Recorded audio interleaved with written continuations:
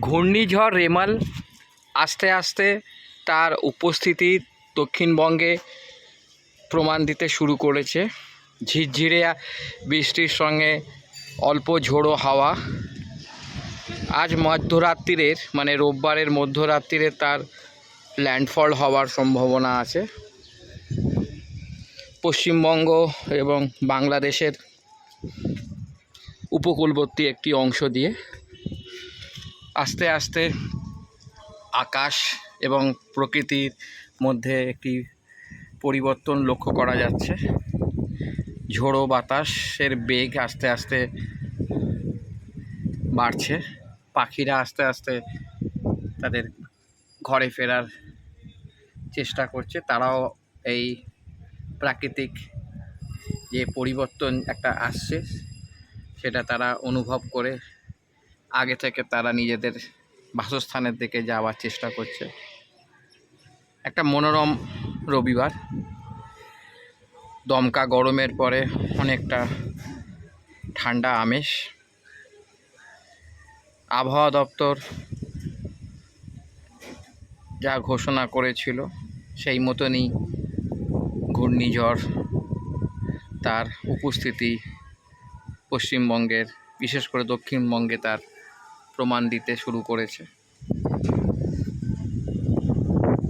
আকাশের মধ্যে একটা পরিবর্তন, হাওয়ার বেগ আস্তে আস্তে বাড়ছে। ঝিরঝিরে বৃষ্টিও শুরু হয়েছে। আশা করা যায় এই বৃষ্টির বেগও বাড়বে যত বেলা বাড়বে।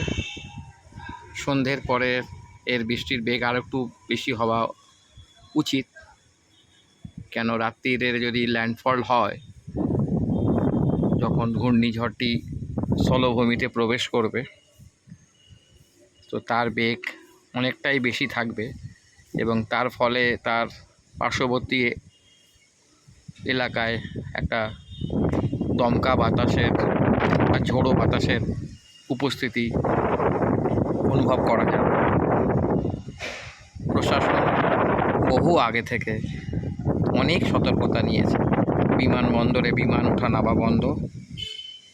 রেল দপ্তর প্রচুর ট্রেন বাতিল করেছে। বিদ্যুৎ দপ্তর, পুলিশ, পৌরসভা সবাই প্রস্তুত।